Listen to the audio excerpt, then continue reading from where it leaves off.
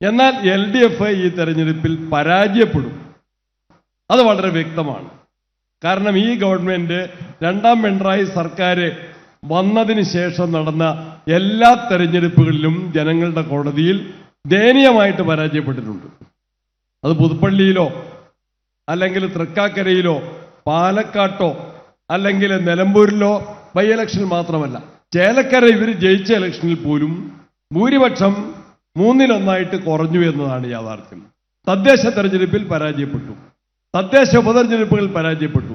കേരളത്തിലെ തദ്ദേശ തെരഞ്ഞെടുപ്പിനെ എങ്ങനെയാണ് ജനങ്ങൾ വീക്ഷിച്ചത്? രാഷ്ട്രീയ നേതൃത്വം എങ്ങനെയാണ് വിലയിരുത്തിയത്? സെമി ഫൈനൽ എന്നല്ലേ അതിനെ വിളിച്ചത്? മാധ്യമങ്ങൾ അങ്ങനെയല്ലേ വിളിച്ചത്? സെമി ഫൈനലിൽ നല്ല സ്കോറിൽ, നല്ല മാർക്കിൽ, നല്ല ഫോമിൽ ജയിച്ചു നിൽക്കുന്ന ഞങ്ങൾക്ക് ഫൈനൽ വിജയം അനായാസമാണ്. ഫൈനലിലും ഞങ്ങൾ തന്നെ ജയിക്കും. ബഡ്ജറ്റിൽ എന്താ? ഒരു ഉത്തരവാദിത്വമില്ലാത്ത ബഡ്ജറ്റാണ്. കാരണം ഭരണം ഉത്തരവാദിത്വം ഉണ്ടാവില്ല. ഇത് വേറൊരു ഭരണം വരും, അവരുടെ തലയിൽ കുറച്ച് ബാധ്യതകൾ കെട്ടിവെക്കാം എന്ന് ധരിച്ചിട്ടുള്ളത്. ഒരു കാര്യം, ഞാൻ ഗോവിന്ദൻ മാസ്റ്റർ തദ്ദേശ വകുപ്പിന്റെ മന്ത്രിയായിരുന്നു.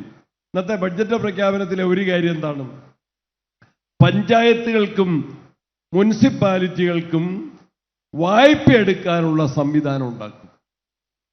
പഞ്ചായത്തുകളും മുനിസിപ്പാലിറ്റികളും മറ്റ് ഏജൻസികളിൽ നിന്ന് പണം വായ്പ എടുക്കാൻ ആര് കൊടുക്കും? പഞ്ചായത്തുകൾക്കും മുനിസിപ്പാലിറ്റികൾക്കും അങ്ങനെ വായ്പ സർക്കാർ സംവിധാനമല്ലാതെ എങ്ങനെ വായ്പ അവർ തിരിച്ചടയ്ക്കും? ആരെ നിയന്ത്രിക്കും? പഞ്ചായത്തുകൾക്ക് പൈസ കൊടുക്കുന്നെങ്കിൽ സർക്കാർ കൊടുക്കണം, പ്ലാൻ ഫണ്ട് ഇത് കൊടുക്കണം, വിഹിതം കൊടുക്കണം. വിഹിതം കൊടുക്കാൻ കഴിയാത്തവര് ഒരു വാചക കസർത്തിന്റെ ബഡ്ജറ്റ് മാത്രമാണിത്. യാഥാർത്ഥ്യവുമായിട്ട് ഒരു പൊരുത്തവുമില്ല. ജനങ്ങളുടെ ജീവൽ പ്രശ്നങ്ങൾ അഭിമുഖീകരിക്കാൻ കഴിഞ്ഞ 5 വർഷക്കാലം സാധിക്കാത്ത ഗവൺമെന്റാണ്. അതുകൊണ്ടാണ് ജനങ്ങൾ ഈ സർക്കാരിന് എതിരായിട്ട് വിധിയെഴുതിയത്. ആ വിധിയെഴുത്തിന്റെ അന്തിമ രൂപം ഇവിടെ അസംബ്ലി തെരഞ്ഞെടുപ്പിൽ ഉണ്ടാകും. ഫൈനലിലും ഞങ്ങൾ ജയിക്കും. ആ കാര്യത്തിൽ ഒട്ടും സംശയമില്ല. പക്ഷേ ഒരു സ്വപ്ന ലോകത്താണ് കണ്ണിയും. അതെന്തുകൊണ്ടാണ്? കാരണം എന്താ അറിയാം, ഞാൻ പറഞ്ഞുതരാം. അതിന്റെ പ്രധാനപ്പെട്ട കാരണം കനുകൂലന്യാണ്. കണ്ണിയെല്ലാം വലിയ പണം കൊടുത്ത് കൊണ്ടുവന്ന് വർക്ക് ചെയ്യിപ്പിക്കുന്ന ഒരു ഏജൻസികൾ തലവനായിട്ടുള്ള ഒരു പേടിയില്ല.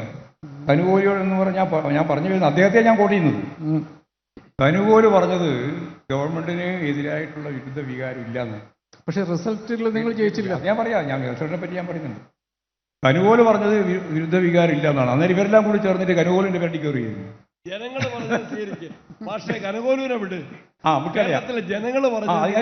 അത് ഞാൻ പറയാം. ഇപ്പൊ പറഞ്ഞ എല്ലാ ഉപതെരഞ്ഞെടുപ്പിലും ഞങ്ങൾ തോറ്റു എന്ന് പറയുന്നത് തൃക്കാക്കര ഞങ്ങൾ ജയിക്കുന്ന മണ്ഡല അല്ലല്ലോ, പാലക്കാട് ഞങ്ങൾ ജയിക്കുന്ന മണ്ഡല അല്ല. പിന്നെ ഈ പറഞ്ഞ എല്ലാ മണ്ഡലങ്ങളും ഞങ്ങൾ പരാജയപ്പെടുന്ന മണ്ഡലമാണ്. ഒറ്റക്ക് ജയിക്കുന്ന മണ്ഡലങ്ങളൊന്നും ഉപതെരഞ്ഞെടുപ്പ് നടന്നിട്ടില്ല. അപ്പൊ പിന്നെ അതിന്റെ പേര് പറഞ്ഞിട്ട് യാതൊരു കാര്യം. 38,000 ജയിച്ചത് 12,000 കുറഞ്ഞ മണ്ഡലം അല്ലല്ല. അത് പറയാ. നിങ്ങൾ പറഞ്ഞ എല്ലാ നിയോജക മണ്ഡലങ്ങളിലും ഇടതുപക്ഷ ജനാധിപത്യ മുന്നണിക്ക് ജയിക്കാൻ സാധിക്കുന്ന മണ്ഡലങ്ങളല്ല, നിലമ്പൂർ ഉൾപ്പെടെ.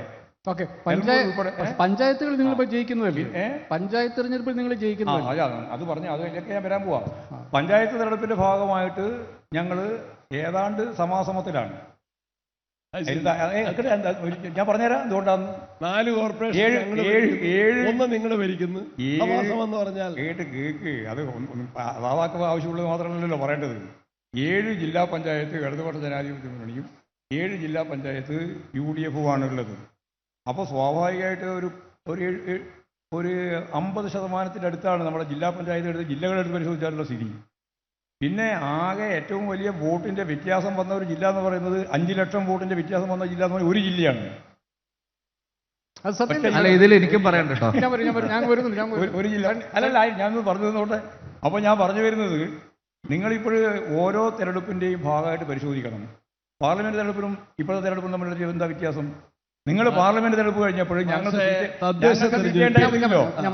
അല്ല, പാർലമെന്റ് തെരഞ്ഞെടുപ്പ് കഴിഞ്ഞപ്പോൾ നിങ്ങൾ പറഞ്ഞിരുന്നത് ഞങ്ങൾ വലിയ രീതിയിൽ മുന്നേറി, ഞങ്ങൾക്ക് ഒറ്റ സീറ്റ് മാത്രമേ കിട്ടിയിട്ടുള്ളൂ, അതിനടിസ്ഥാനപ്പെടുത്തിയിട്ട് അസംബ്ലി മണ്ഡലങ്ങൾ പരിശോധിച്ച് നോക്കിയപ്പോൾ നിങ്ങൾക്ക് 123 സീറ്റുണ്ട്.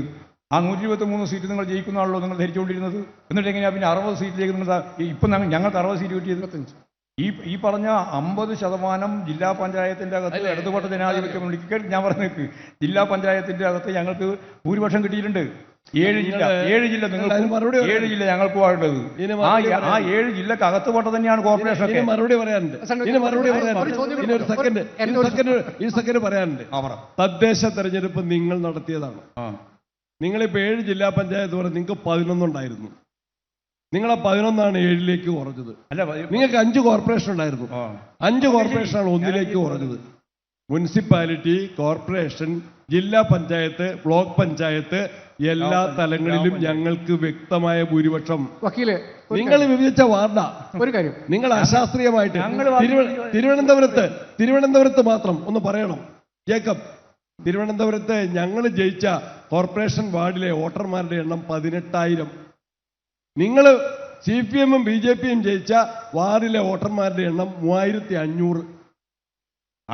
ഈ സ്റ്റേജ് ഒരു വാർഡ്, ഈ സദസ് വേറൊരു വാർഡ്. സദസ്സാകുന്ന വാർഡിൽ 18,000 വോട്ടോളെടുത്ത് ഞങ്ങൾ ജയിച്ചു. ഈ സ്റ്റേജിൽ 3,500 വോട്ടിന് നിങ്ങൾ ജയിച്ചു. നിങ്ങൾ വാർഡുകളെ വെട്ടി വികൃതമാക്കിയിട്ടും ഞങ്ങൾക്ക് എല്ലാ തലങ്ങളിലും ജയിക്കാൻ സാധിച്ചു. ഈ റിസൾട്ട് ആവർത്തിക്കുക തന്നെ.